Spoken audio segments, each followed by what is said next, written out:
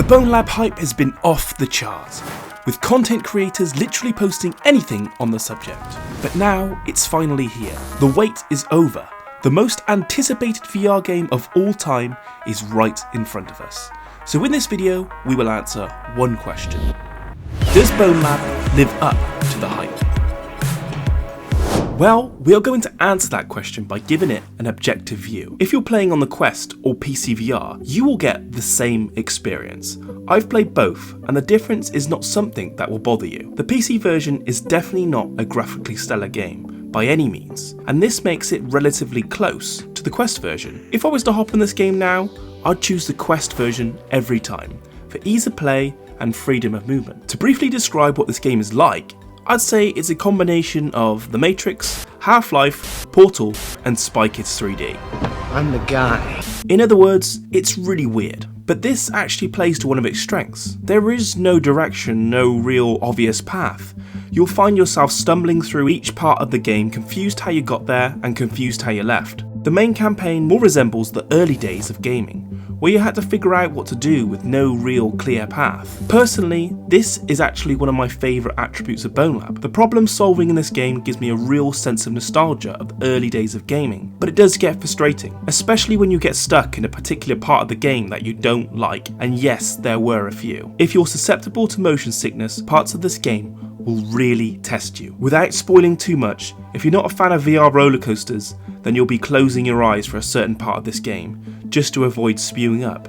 There was also another part where the physics slightly changed, and I hated it that much that I tried to end it in game, but couldn't even do that. But saying that, it was because I didn't read the instructions at the beginning of the level, so ended up spending way longer than necessary in that new environment. There is also no teleportation, only smooth locomotion, which actually makes perfect sense considering the game is entirely physics based. The structure of the main story also feels like a mismatch of tech demos thrown together into one experience. You can go from feeling like Neo from the Matrix to some janky Sphinx cat, but I guess that could be seen as part of the fun. The AI in the game can also be, well, clumsy.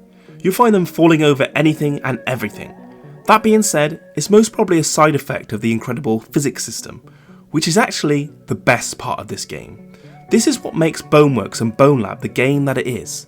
To go into every level with complete freedom of choice is pure joy. When you play Bonelab, knowing how well refined and robust the physics system is, you see the game in a completely different light. And I think this is where the divide is lying. There are an infinite amount of ways to play this game, and the enjoyment you get out of each mission is down to you, the player.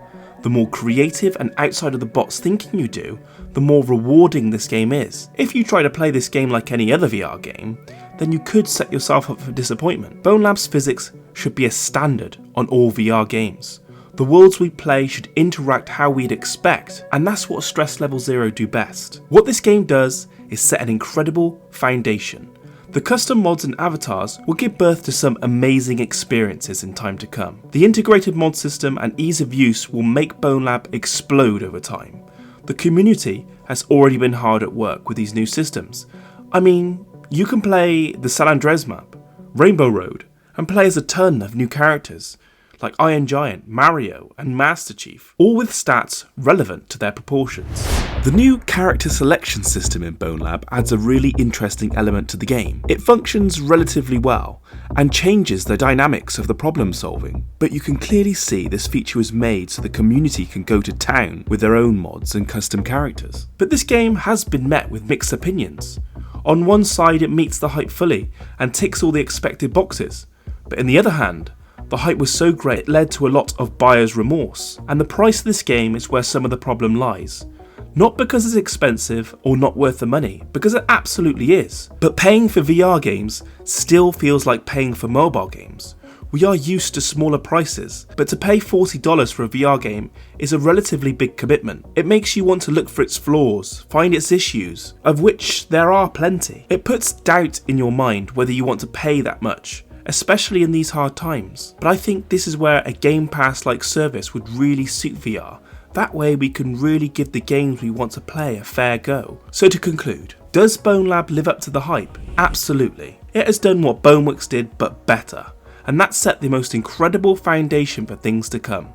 I can't even begin to imagine what could be possible.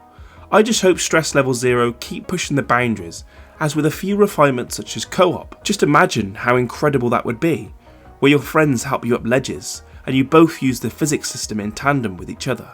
Or a story mode that more resembles, say, Portal, where it's not incredibly confusing, has a drive and purpose, then Bonelab could have been a 10 out of 10. I'd like to know what you all think about Bonelab, so let me know down in the comments below. As always, if you like the video, like and subscribe, and I'll catch you on the next one.